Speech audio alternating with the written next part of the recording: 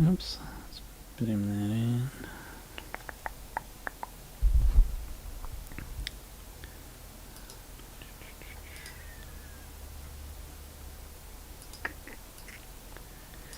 All right, welcome everyone to today's podcast. We're talking about how to stay motivated to lose weight. Is one of people's biggest issues. And to be honest, we're not talking about just staying motivated. We're really talking about how to get motivated, right? Because if you know how to truly get motivated, then you can stay motivated as well.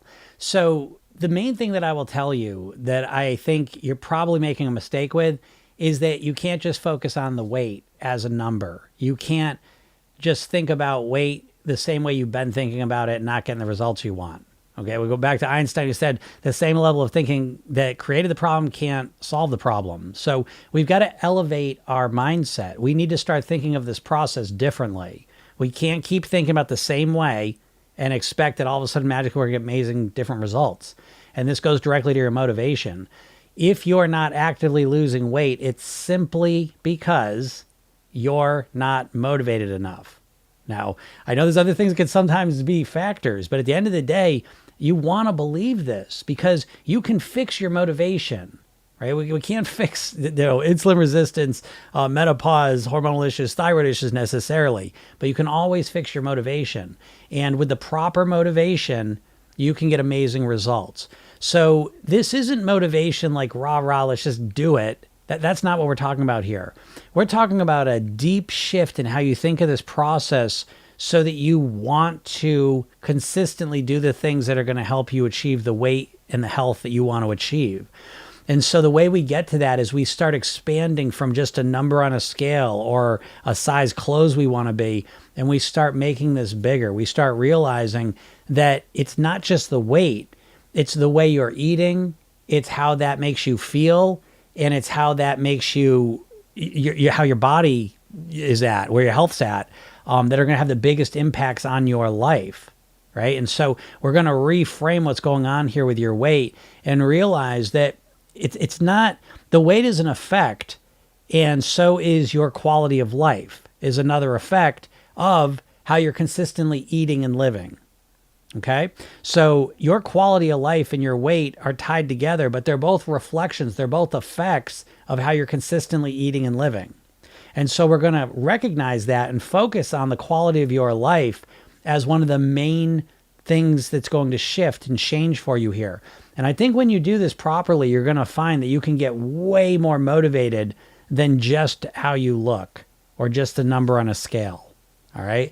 So the way we get to this is really recognizing, again, the two big things is your longevity and your quality of life are directly impacted primarily by what you're eating consistently and how you're living. And so my question to you is, how long would you like to live? And what quality of life do you want while you're here? And when I say quality of life, yes, how you look is a small part of that. But the bigger part of your quality of life is your energy levels, your mobility, your freedom, your independence, your strength, your flexibility, your stamina. These are the big things, because when you have those things, when you have strength, stamina, independence, freedom, you can do what you want to do. And so we want to start looking at it this way, because this is probably not the way you've been looking at it. Okay. Again, if you're just focusing on wanting to look better, you're going to get stuck because that's not enough motivation. So the secret to getting and staying motivated is to focus on the deeper effects that your eating and lifestyle have on you. Okay. So we're not getting more motivated to lose weight. We're getting more motivated to feel better, to simplify what we're talking about here. Because when you eat lighter, when you eat healthier, when you start making healthier lifestyle choices, you start feeling better. You start thinking more clearly. You have more energy. You're more comfortable in your body. You can move easier. You have more independence. Everything in your life that's important to you improves when you start eating healthier and living healthier. Part of that is because the weight goes down. But a bigger part of it is because you instantly start to feel better because you're not overstuffing yourself or putting shit in your body that makes you feel bad. So I hope you're getting what I'm saying. I know this is almost like out of left field because we're so conditioned to think about the weight loss motivation in terms of how you're going to look.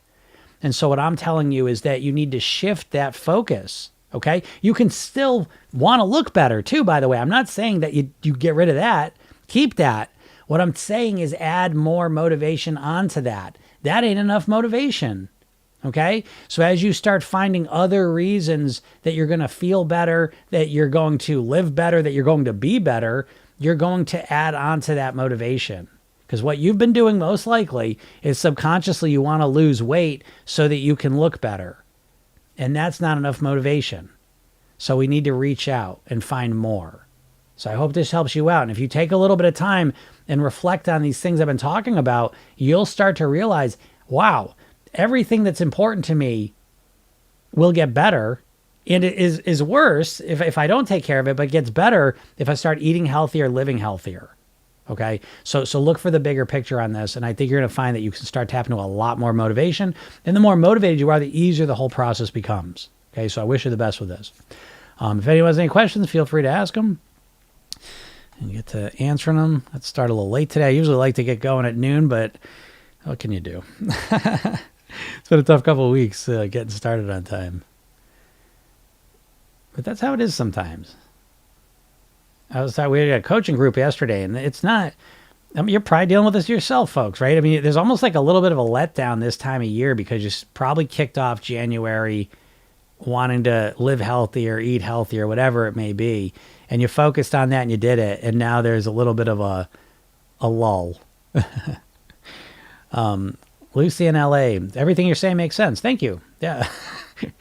Everything I say makes a lot of sense. You know, I really believe that. I'll tell you, I'm reading a book and it's called Ultra Processed People. Super good book. I love it. Except I get to this one part and this guy's really smart. He's probably a PhD, I would suspect. He's referencing all PhDs and these people are all so smart. You know what I mean? Like I think they're just brilliant. However, I also think that they're so specialized. You know what I mean? Like they study their little thing. And he'll make comments like, you know, what dictates your weight is your genetics and environment. And it's like, that's not it though, right? No one brings up the mindset piece. I mean, this guy's talking about everything and I agree with 90% of it until you get to this point where it's like, I don't even know if this person realizes it, but it's like, I guess what I'm getting at, the reason you triggered that thought in my head is that what I've been doing is working on a holistic level. Like I've done over 5,000 private weight loss sessions, probably getting close to 6 now. I've been doing this for 20 years and I work with regular people on the core aspects that actually create results. You know, how do you actually get weight loss results? It's not a plan. I'm not a nutritionist. I'm not a dietitian. I'm not a personal trainer. So you're not going to come work with me and say, okay, here's your plan. Now go screw, go follow it, get out of my office, right? Because I mean, that's kind of what they're doing. I hate to say it, you know, but it's like you're always being told what to do and no one's ever showing you how to get yourself to do it. And as you start to realize, holy shit, there's so much money in weight. It's certainly trying to get you to overeat. But then there's so many awesome, great, amazing people and money on the other side of it trying to understand obesity. And no one ever gets to the mindset piece. I mean, it is unbelievable to me.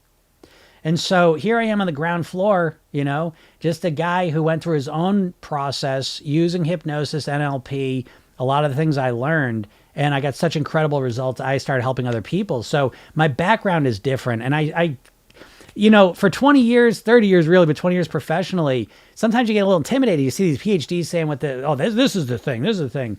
And I guess I've done it long enough now to truly believe in what I'm saying. I've just seen it work so much now that I put myself up against a PhD.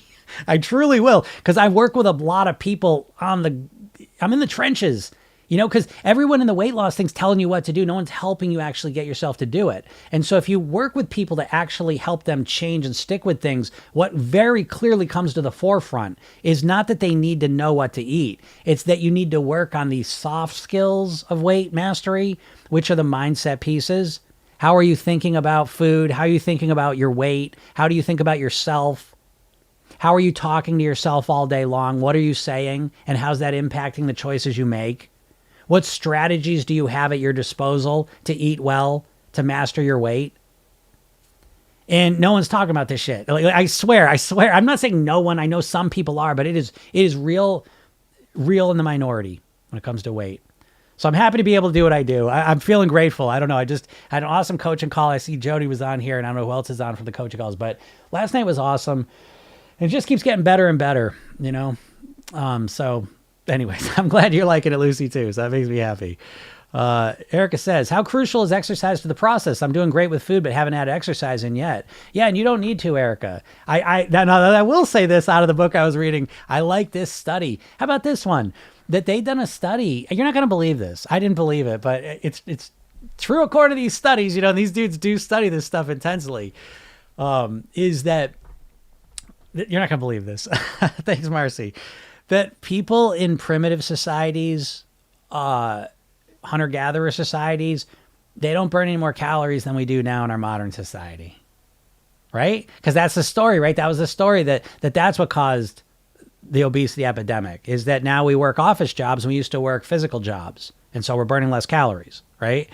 But they went and they studied hunter-gatherers, and they found out that what happens is, yes, they expend a lot of energy hunting and gathering, but then they way make up for it by completely relaxing. And so what we do is we're going more. So your body kind of handles the energy expenditures very similar to how it handles your breathing and oxygen levels subconsciously, you know, unconsciously. And so they you know, exercising, it has benefits mood-wise, muscle-wise. You know what I mean? There's benefits for sure. But in terms of losing weight, you know, now I just read that, so that's interesting in my head. But I've been saying this forever, that if you want to lose weight, I would suggest the much better approach is to master your eating. Because the exercising, again, I'm not knocking exercising. Hear what I'm saying. I think exercising is great. But I think when you're starting and you haven't exercised and you haven't eaten well in a long time, you're going to get way better bang for your buck by focusing on the eating. Simply, it takes a minute to eat 500 calories and it takes an hour to burn it. You know what I mean? Mathematically, you're getting way more bang for your buck with the food, your mastery, and it sets you up for long-term success. Because as you get older, it gets harder and harder to exercise at extreme levels. But the eating, you'll still have a mastery over that, and you'll still have your strategies. So, again, exercise is fine, but not to burn calories and get them off, okay? Because what happens when people start exercising when they haven't to lose weight, typically, first is there's always an opposite effect of exercising as well. So if you start exercising all of a sudden, you're going to be more tired. You're not used to exercising, now you're going to be tireder. You're going to be hungrier. Okay, so you start burning those calories. Now your body needs to rebuild, so you're going to be hungrier, and there's a good chance you're going to get hurt. You know, and then there's the licensing effect, which is basically this cognitive bias we all have. When we do something good, moral, virtuous, we tend to follow it up by doing something less moral, virtuous. And so when the diet thing or the workout thing is, I went to the gym and I burned 500 calories, so I'm going to have that donut. You know, and in reality, you only burn 200 calories and the donut's 250 calories. So that's another thing to deal with as well. So now that's a bit of my bias, is I don't love working out. Okay. I remember I was 19. I was like, I want to lose this weight. I'm not going to work out. And I remember it was a glorious day because I said, screw it. I hate working out. I'm not doing it. I was like, I'm going to focus on my eating.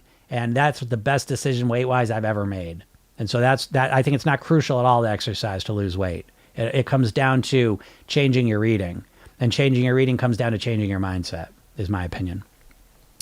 Lucy says, I fell off the wagon and I can't get up. I was focused. Now I'm lost. Well, you know, Lucy, that kind of languaging makes me think that you're kind of an all or nothing thinker when it comes to your weight, which is what most people are. And so, you know, this all or nothing thing is really, mindset wise, is probably the worst mindset you could have to master your weight, because your weight's not an all or nothing thing. You know, listen, I always say this, but it's like the diet industry has turned your brains into mashed potatoes when it comes to weight loss. You know, truly. And I don't say that offensively. It's just that we've been conditioned. Holy shit. There was such a great thing. I'll have to read it to you later, but it's just, I can't wait to read that book. But you just don't realize how conditioned you are when it comes to eating and weight related things.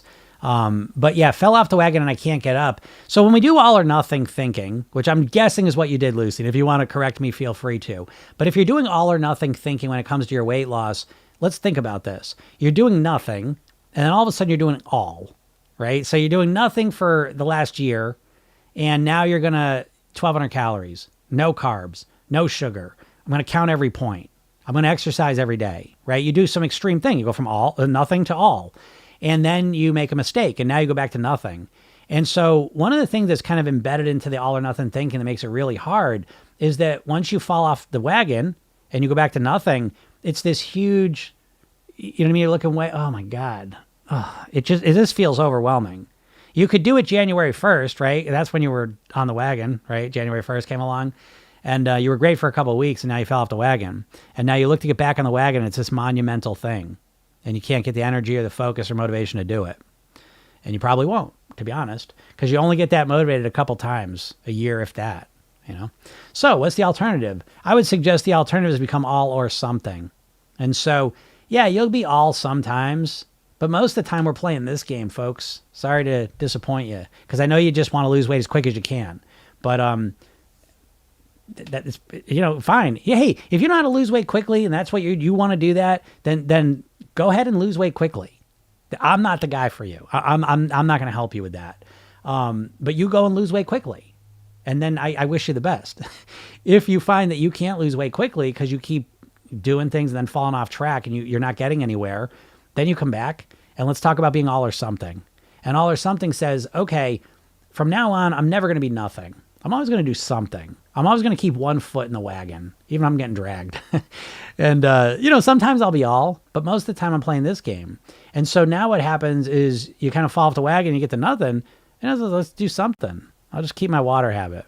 I'll keep my healthy breakfast. I'll keep my walks, you know, and you keep that going. And then what happens is you start getting consistent is then you say, I'm going to get a little bit better with something, then a little bit better with something. And now I'm really motivated. I'm going to go all for a couple of weeks. Okay. And now I'm back to something. Do you see what I mean? This is the way. The all or nothing thing's not. The all or nothing thing is like, you just keep repeating the same phase over and over. When you're all or nothing, you're all for a couple days or weeks, and then you go back to being nothing. And then a couple months go by, and then, or years.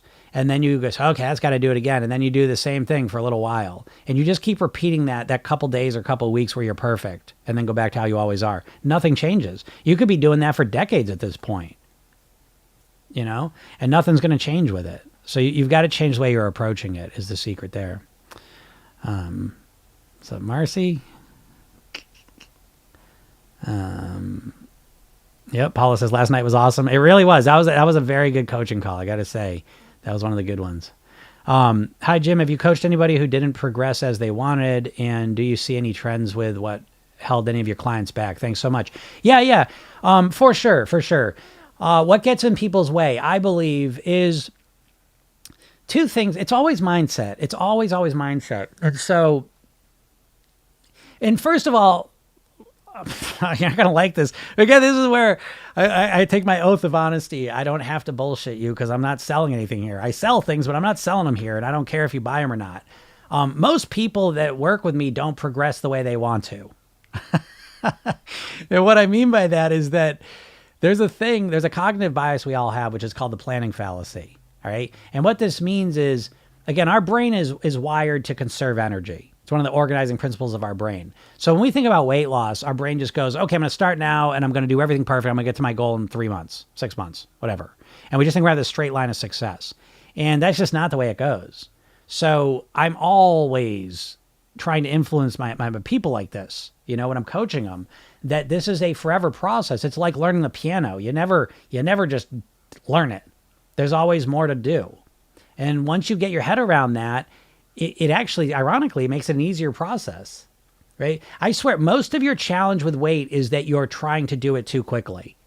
You're putting this artificial pressure on yourself that is screwing you more than anything else. I truly believe that. Your impatience and your rush to lose the weight causes you to do extreme things. And so you only think about weight loss in a short-term time frame. It's insidious. The diet industry is goddamn insidious. The food industry is too. But the diet industry especially, because all the diets you're referencing, the ways you think about losing weight are all the food companies. You don't know this probably, but Weight Watchers was owned by Heinz. Jenny Craig was owned by Nestle. The company that owns Atkins Food Products, the same company that owns Auntie Anne's Pretzels and Cinnabon. The company that owns Slim Fast, the same company that owns Ben & Jerry's ice cream. They're getting you coming and going. And I say it's insidious with the diets because you're trying to get help. You're trying to learn how to lose weight, but you're learning from the company that owns Ben and Jerry's. And all they give a shit about is selling more fucking ice cream to you. So do you think they're really going to show you strategies that help you to eat less of their bullshit? I don't. And I think that when you look at the facts and the obesity rates, it kind of proves that point. So people have an artificially short time frame for their weight loss, which translates also into unrealistic expectations. And I'm here to tell you that. Again, no one's saying this in the weight loss industry, because how do you sell weight loss products if you don't know? And of course you know, because you've been exposed to millions of ads, weight loss ads in your life. And every weight loss ad is, you're going to go before and after picture in this amount of time. It's always about how fast it's going to happen. And so you think about weight loss as this temporary thing instead of this lifelong process, like brushing your teeth. It's like, oh, I got a new process of brushing your teeth. You only got to do it once and you're done. Once a month, all you have to do. Oh, that ain't going to happen. You got to brush your teeth every day, and you just got to wrap your head around that. And so the weight mastery is the same thing. So I find that people don't get the results they want. They can't let go of that impatience. Because the quote that I always say to people now is that, people overestimate how much weight they can lose in a month and underestimate how much weight they can lose in a year. And you're always putting out fires when it comes to your weight loss. You're always trying to do extreme short-term things to lose the weight instead of creating a firm foundation of weight mastery.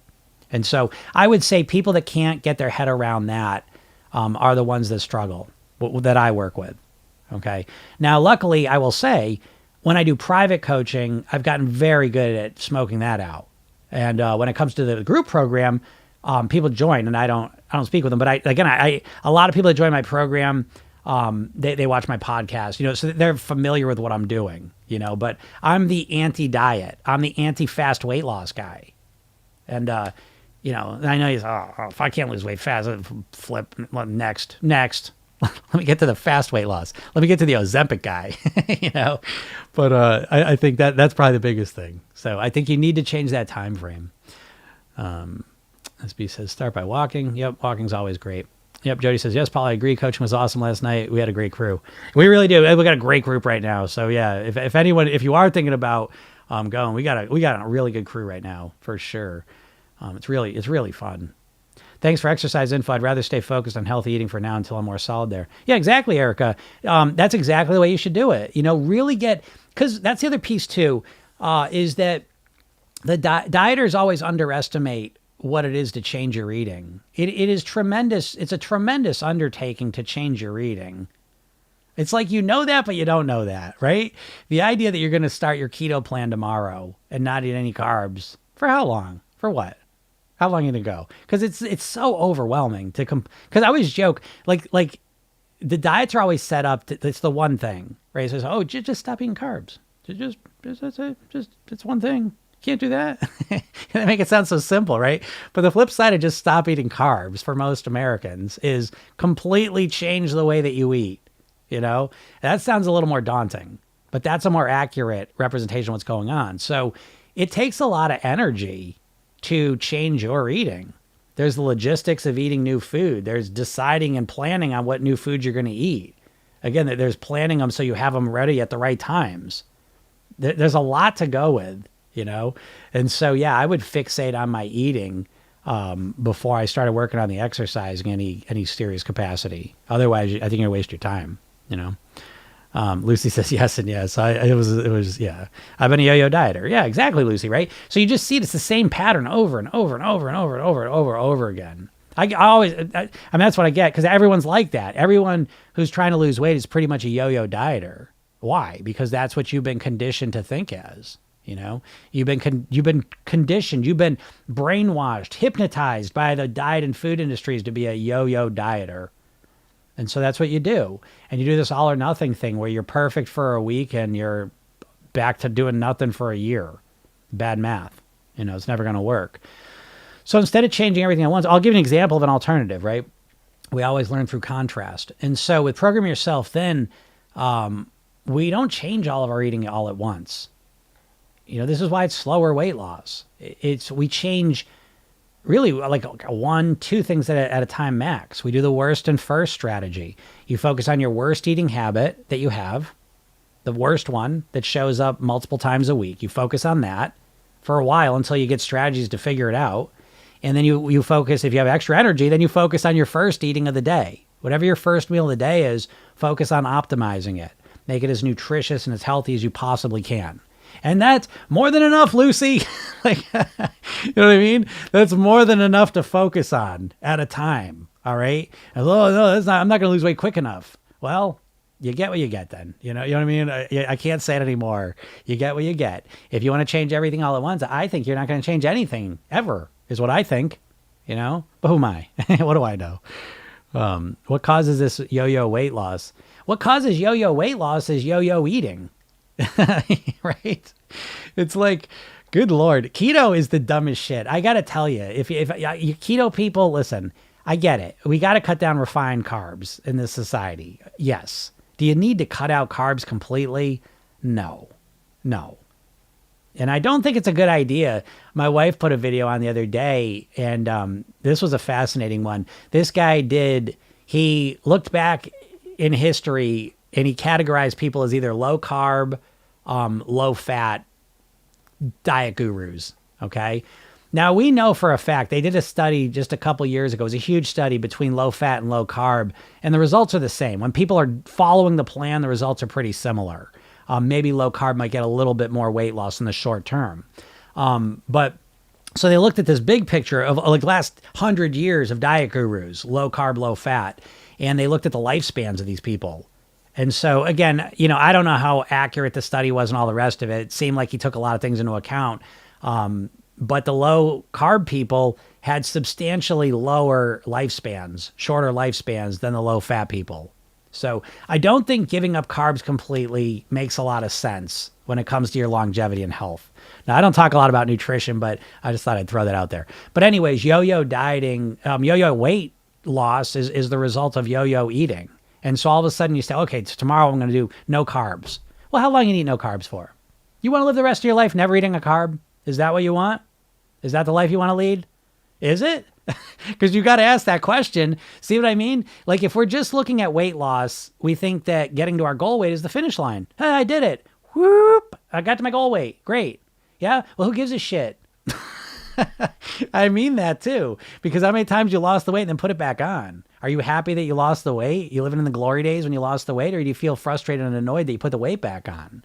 And I already know the answer. So the finish line is not to get to your goal weight. Your goal weight when you get there is the starting line, because the real goal is not to lose weight. It's to live at your goal weight. That's what you want. If it sounds the same to you, you need to take a step and go sit in a chair quietly and think about that, because they're two completely different things. One, the finish line is getting to the goal weight, and the other one, the finish line is living the rest of your life at your goal weight, which is what you want. I always say your goal is not to lose weight. It's to get to your goal weight and then live the rest of your life at your goal weight on near autopilot. That's the full goal. That's what we say in Program Yourself Thin 1,000,000 times. And if you start orienting around that goal, you're going to find that it's a completely different process. And the biggest piece of that is that you're going to need different strategies. Because the strategy of never eating a carb again, I mean, I don't know why I got to say it. I don't give a shit if you lose more weight in the first month on keto. Because I know keto people, and how many times have you started your keto plan in your life? You know what? Who's here that's done keto and still believes in it? If you could put the number of times you've started and stopped keto, I would love to know. Could you share that with me? No shame. I'm not going to bust your chops about it. I'm just curious. If you've done keto in your life, how many times have you started and stopped it? Which brings us to the main problem with keto, is that no one wants to stick with it. It's not the weight loss in the short term that's the problem. It's the compliance long term. No one wants to live a keto life. I'm not saying no one. There's always outliers. I'm talking about you. You don't want to live a keto lifestyle, which is totally fine. This is why you've done it probably 20, 30, 40 times, you know? And so again, it's not about how we lose weight, because we can do anything crazy to lose weight, but you can't do crazy shit to maintain it for the rest of your life. You need to have rock solid, foundationally strong strategies to maintain and live at your weight. That's why I sit in front of you I lost 50 pounds, but who gives a shit? I don't care. The weight loss, don't get focused on that. The important thing that I think is the bigger thing to focus on is that I've lived at the exact same weight for 30 years after the weight loss. I had one blip 12 years ago. That's what I'm talking about. You got to focus on consistency, not on just rapid weight loss. Yeah, Kathy Ann says, when I don't see progress, I give up. Yeah, I get that. I totally get that. SB said 1,000 times. That's what I mean, right? But you know, and I'm not picking on you because there's a lot of people that don't want to put a number in, but I get it. But it's like, here's what I'm saying. This is the human mind. It does what it did, even if it didn't work. Okay, and so you think you would have got onto it like after 100 times, you know? But again, that's how misled we've been with weight loss in this society, and it's unbelievable. So again, that's why I do these. But anyways, let me just say this real quick. If you're not in my world, get in my world. Go to my bio. If you're on TikTok, go to my bio. Click the link that's there. It's for a free hypnosis session. It's called The New Thin Me. It's 10-minute session. It's a kickstart session. And I give you a training, 3 steps to master your weight. Please watch that. It's about a half hour, but it'll give you a completely different concept and kind of approach to master your weight. So I strongly recommend you go and watch that if you're serious. Yeah, Kathy Ann, I don't see progress, I give up, right? That's everyone, you know, but the secret to getting around that is, what are you measuring? How are you measuring your progress? And what dieters are always measuring is the scale. That's the only thing they're measuring. Program Yourself Thin, we're measuring our behavior. Did you change up the behavior? Did you make progress on that worst habit of yours? Did you have some insight today? Did you realize something? Did your strategy that you were working out yesterday work today?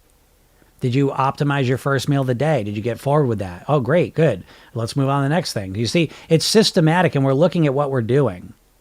Weight loss, by the way, Kathy Ann, remember this, all you dieters, that weight loss is extremely unpredictable and uncertain in the short term. Completely. I can put 2, 3, 4 pounds on in one day, 24 hours. Salt, stress, eating bullshit. I don't know. Have you not noticed this, folks? You may not notice it because you may be doing the worst thing you can do, which is weighing yourself once a week. If you only weigh yourself once a week, you don't even know what your body's doing.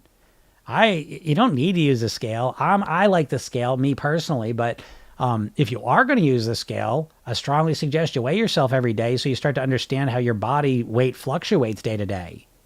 You know, because it fluctuates if you don't know.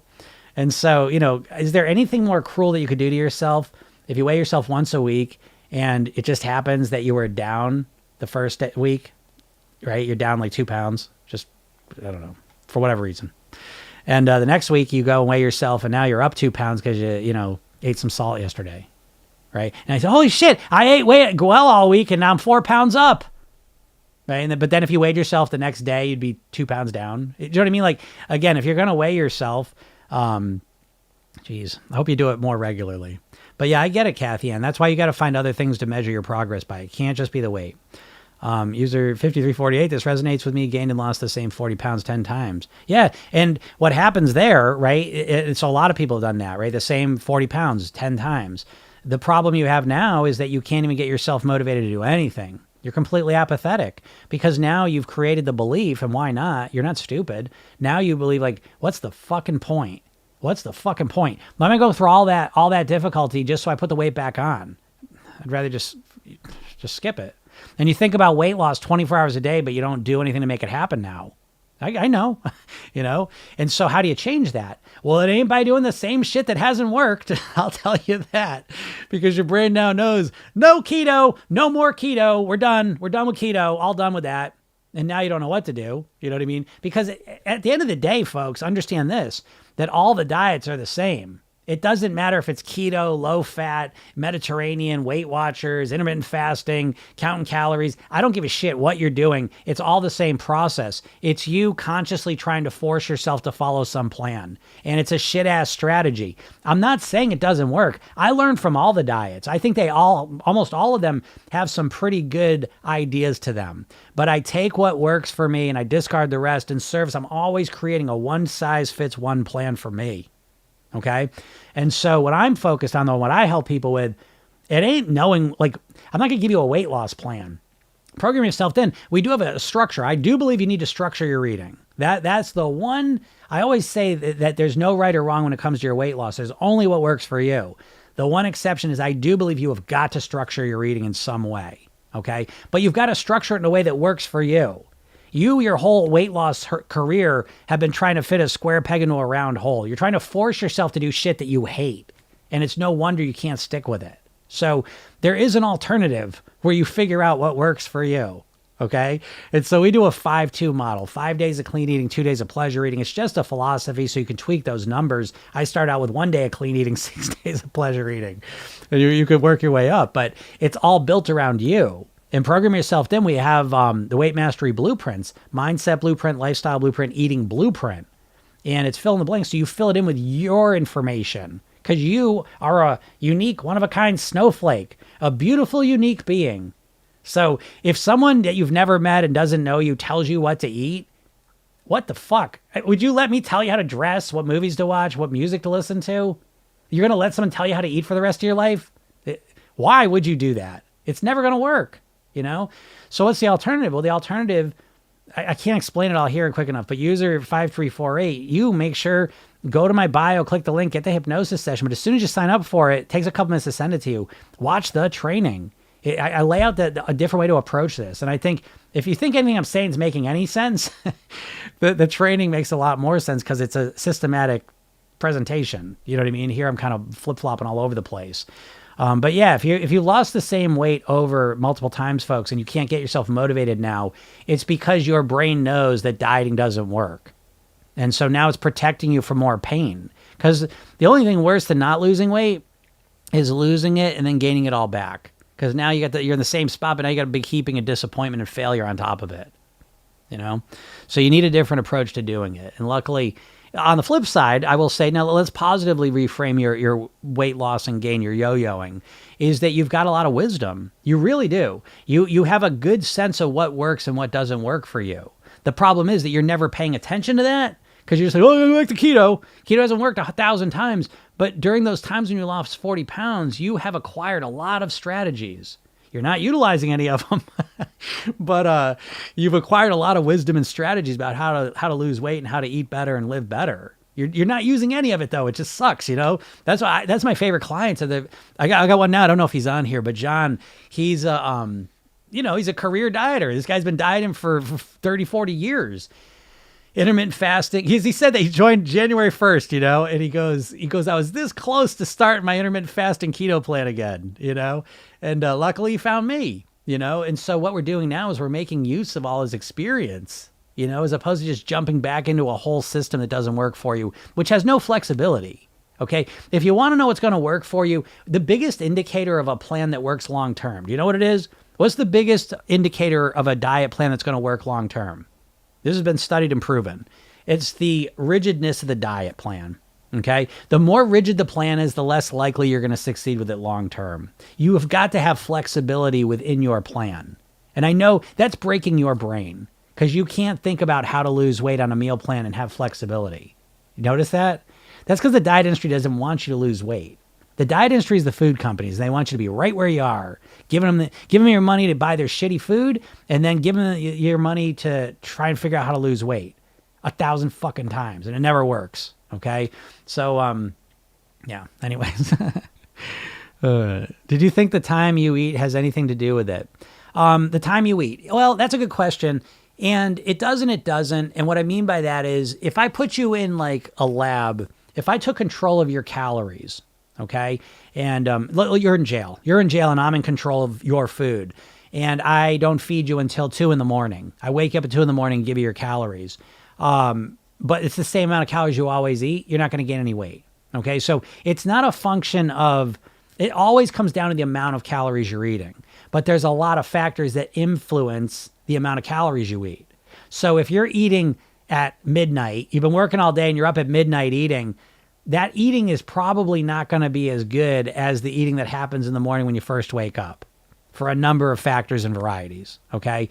So it always comes down to the amount of calories you're consuming, but when you eat your calories does seem to have an impact for certain people on how much they're going to eat. So I hope that makes sense. Okay. But the time itself, there's nothing magical about a certain time. Okay. I'm Barrett. Did keto once for maybe 2.5 years, but missed beer. If I ever give up beer, we'll be back on. Yeah. But see, I'm Barrett. I mean, what if you see, this is what I mean. It's this idea that you need to be in ketosis, you know? It's like, good Lord, if you think you need to be in ketosis to lose weight, never mind the weight, you got bigger issues. Go see. I mean, you don't have to be in ketosis to lose weight. You know, ketosis was a diet that was originally created for epileptics. There's no society on the earth that's ever lived in ketosis consistently, right? There's some Eskimo, societies that live in ketosis part of the year because all they eat is whale blubber and but it's like,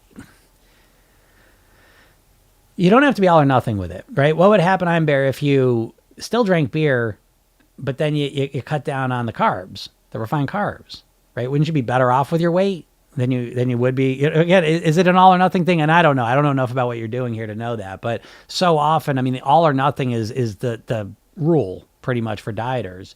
And so, well, I'd be completely keto if it weren't for the beer. But I'm going to drink beer and I'm going to eat everything else too, right? Now, again, I get it, right? One thing kind of leads to another. I get that. But a lot of people never really truly consider the possibility that they could drink beer and be keto-ish.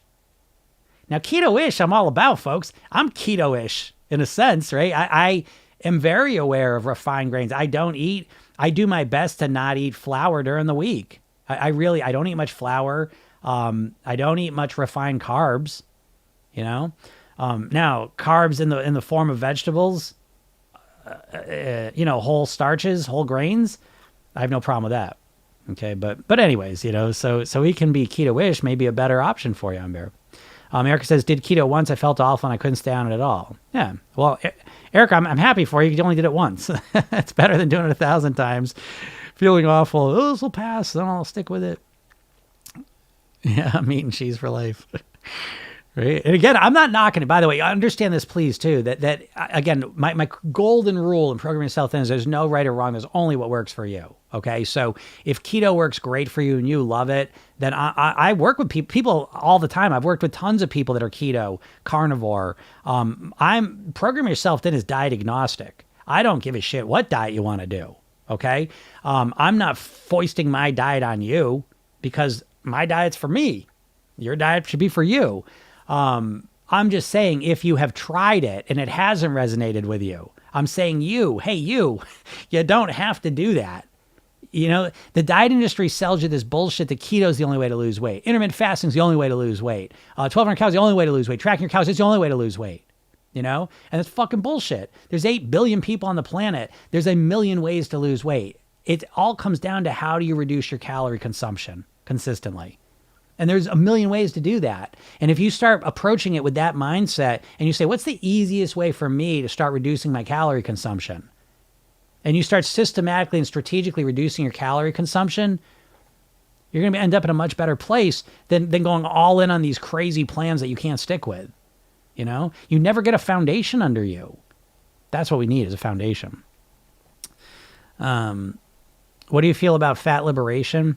Fat liberation, I've not heard it put that way. Is that like body positivity? Let me look this up. I have not heard the term fat liberation, but let's find out. Liberation. The fat acceptance movement is a social movement which seeks to eliminate the social stigma of obesity. Yeah, I'm for it and against it. Okay, I 1,000% am behind the idea that you should not feel ashamed or guilty or you're disappointed about your weight. I don't think you should take your weight on as an identity. Okay. I don't think you should be treated any differently. That's what I believe. But on the other side of it, I don't think it's a healthy, for most people, again, if we're talking about BMI chart, let's stick with that. If we're talking about normal weight into the next level above overweight, you can be pretty healthy. The statistics show that's where you're going to be healthiest. Okay. Longevity wise, avoiding morbidity, towards the end of life.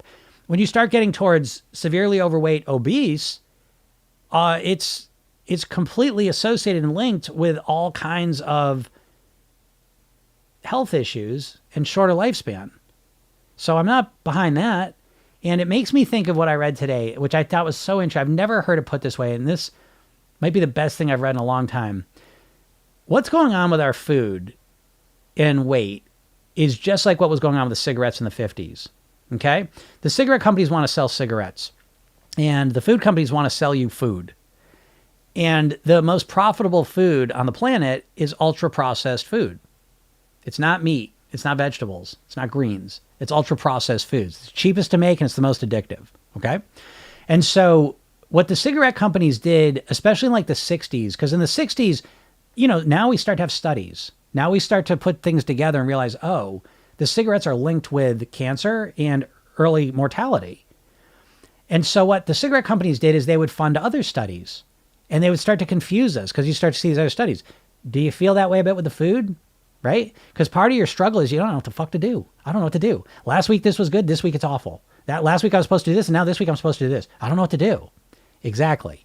And the way this guy put this in the book is he said, what the food companies are doing, that includes Coca-Cola, all the big ones, is he put this metaphor. He goes, it's like you have a jigsaw puzzle, and he goes, they keep putting more and more pieces that look like they fit in the puzzle into the box, right? And so what happens, you can't even figure out how to put this puzzle together now because now you got all these pieces, you can't get yourself straight. And me thinks that the fat liberation thing, I would bet that somewhere in the background there's some food company behind it, some nefarious things. Do I think everyone should be respected and feel good about themselves? 1,000%, regardless of your weight. And I think feeling shame about yourself prevents you from losing weight anyways. But do I think being obese is a smart health choice?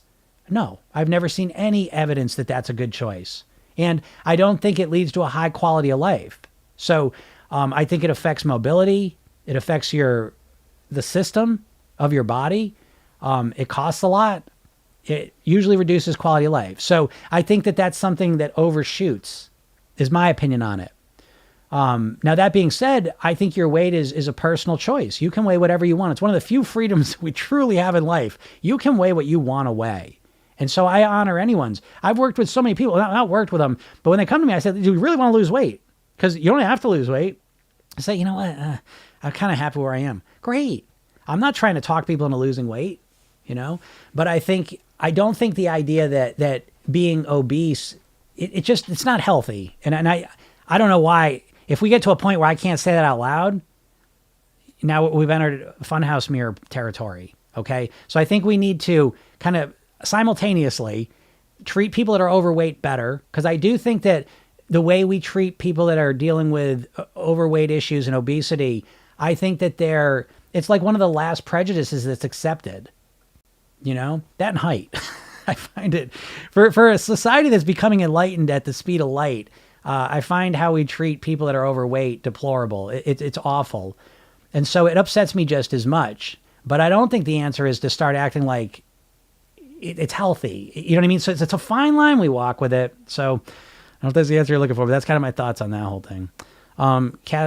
Kathy Ann says, been thin my whole life, never had an issue with weight until menopause, now feels impossible to lose. Okay, so with, Ma'am says, slay almond daddy. That's bullshit too. I get these dipshits on here. I have nothing to do with eating disorders, And the idea that if you talk about weight, this kind of goes almost with the other thing, right? Because you get so wrapped up, it's unfair that people that are overweight are treated the way they are, so you get upset about it. Then you hear some guy talking about weight loss. Oh, he just wants everyone to be thin. He's promoting eating disorders. Again, it's a fine line. And we're not a nuanced society, let's be honest, right? We're conditioned to be black or white thinkers, and it's very difficult to find meat in the gray areas, but whatever. But yeah, Kathy Ann, what I would say to you with menopause, and I say this to anyone who's dealing with a physical aspect that's affecting their weight, menopause, insulin resistance, thyroid issues, hormonal issues, anything on that ballpark of physical medications. When you're dealing with a physical challenge to your weight that's changing the way your body's functioning, I think it's extra important. I think this is important for everyone, but extra important for you that you've got to add in a lifestyle component to your weight mastery. Okay, so again, the weight mastery pyramid is mindset, lifestyle, then eating. Most people that want to lose weight just focus on the eating. And when you start having physical challenges, I think I don't know if it's absolutely essential, but it's right about there where the lifestyle piece comes in, because And what do I mean by lifestyle? Let me be specific. I'm talking about 8 habits specifically in order of importance, in my opinion. Sleeping, hydration, relaxation, breathing, nourishment, movement, meditation, gratitude. If you start weaving these into your life, they have an impact on you physically that starts to at least be able to counteract some of the impacts that are negatively happening from the menopause, insulin resistance, hormone, thyroid stuff. Okay? Because all the things I listed all impact you at a cellular level, at an epigenetic level. Sleeping, hydration, relaxation, breathing, nourishment, movement, meditation, gratitude. These things have all been proven to literally impact you on a cellular level. Your sleep impacts your insulin resistance. Do you see what I'm saying? So it's a physical shift that you're making in your body at a very, very minute level. And I think this is absolutely crucial. So if you start adding those things into your life, you may find, because my whole career has been helping women in some phase of menopause lose weight. So I know it can make it more challenging. I wouldn't dispute that, but you can still lose weight. You just need a more robust, comprehensive, holistic approach, most likely. Have you read The Body Is Not an Apology by Sonia Renee Taylor? I have not, and I will write that down because I'm always looking for new books. Just got right on my trusty little notepad here. The Body. I'll check that out.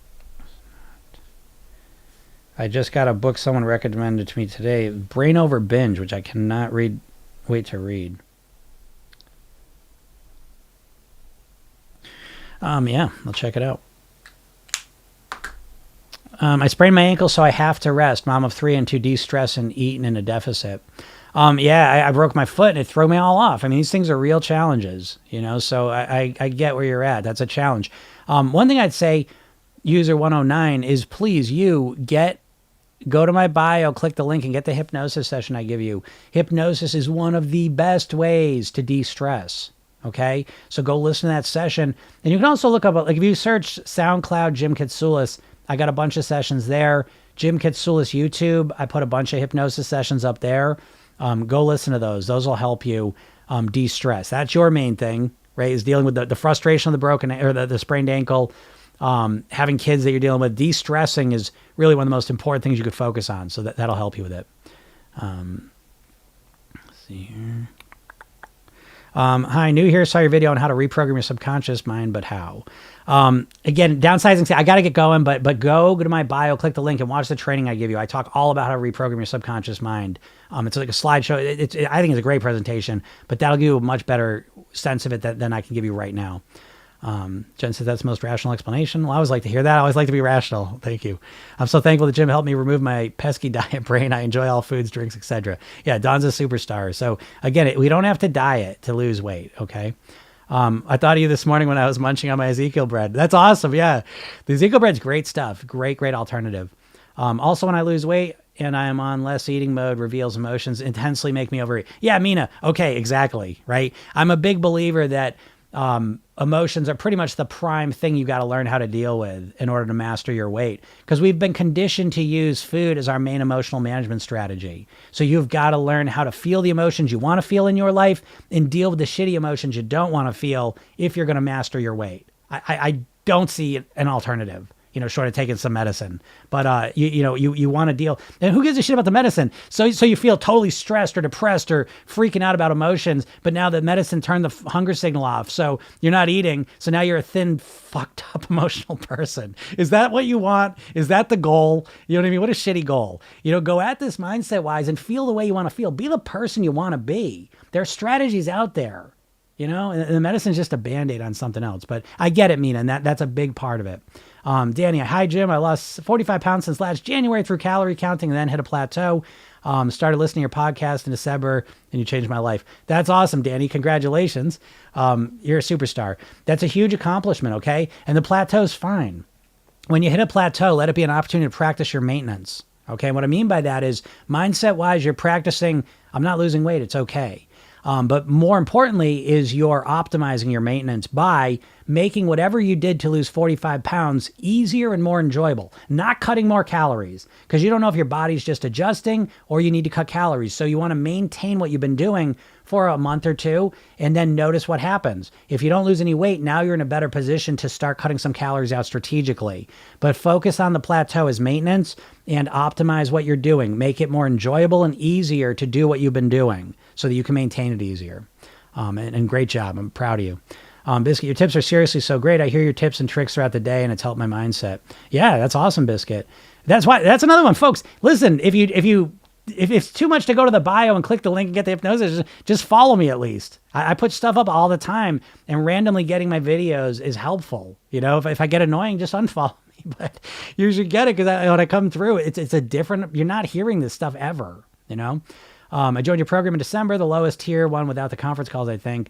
You make so much sense in everything you say and appreciate how much you already helped me. Danny, you're awesome. Great job. I'm super proud of you, and I'm glad you joined the program. Shoot me an email, Danny, if you want. I'll show you. I'll throw you a complimentary coaching week. Okay, so shoot me an email at jim@programyourselfthin.com or message me through TikTok. But I'll hook you up with a week of coaching calls if you want to get on them. I can help you a lot in even a week, which will be 2 calls. I would love to do that. Love to get to meet you and hear more about your success and help you move forward. Best way to lose weight. I don't have time to answer this right now. The best way in the short term, I guess, is go to my bio, click the link, listen to the hypnosis session, and watch the training. Okay. Is overweight worse than being underweight? Studies seem to suggest that overweight may be worse, but neither of them are great. But I don't know. The studies are out on that, so I can't say for sure. I'm day 2 on Ozempic. I already feel the change in my thinking. I'm not thinking about food. That's great, Cindy. Great job. I hope that helps you out. I want to read that Brain Over Binge. Yeah. I'll let you know how it is too. How do you understand menopause as a male? By working with hundreds and hundreds of women in menopause. So I don't understand it as a woman. Obviously I'm not a woman. So, how does a doctor understand menopause? That's a man. Do you know what I mean? Listen, I don't understand it from I'm not a woman, so I don't have it, but I have helped a lot of women to do it. Erica says, do you do hypnosis sessions for other things beside weight loss? Not really anymore. I really do focus primarily on weight mastery. But if you go to my YouTube channel or if you go to SoundCloud, I make random ones that you can listen to. So I would suggest checking those out because those are good too. Don read it was interesting. Yeah, Jody, you might have been the one that actually recommended it to me. Master your weight. Oh, that's interesting, right? Apple user. Yeah. Master your weight, right? You're not used to hearing that phrase. Yes. Mastery, because weight loss is for suckers. You don't want to lose weight, folks, right? Again, you don't want to just get to your goal weight and then what do you do? To live at your goal weight is the real goal. And to live at your goal weight, you've got to master your weight. You have to master your mindset and the strategies you use. Thank you. I'll reach out to you to program my subconscious. Yeah. Great job, Lucy. Yeah. Again, let the yo-yo dieting inform your next decision, and don't do another yo-yo diet. Do something different. No matter what, just do something different, please. Because you'll at least get better. At least you'll get different results no matter what, but at least it'll be different. Okay. I'm Bear. Thanks, Jim. Love your lives. Even if I miss it, I'm listening on Spotify next day. That's right. Yeah, exactly, folks. So go to my bio, click the link, get the hypnosis session, watch the training, get my emails I send you every day. They're all free. And listen to the podcast. It's Program Yourself Thin. It's on all the podcast platforms. And there's a video version of it on YouTube. So I'm here for you folks. Okay. I promise you there's a better way. You can lose weight. You can do it. And I'm here to help you. So thanks so much for listening. Great call. I really appreciate all your comments today. And I really enjoyed that. So have a super day and we'll talk soon. Bye.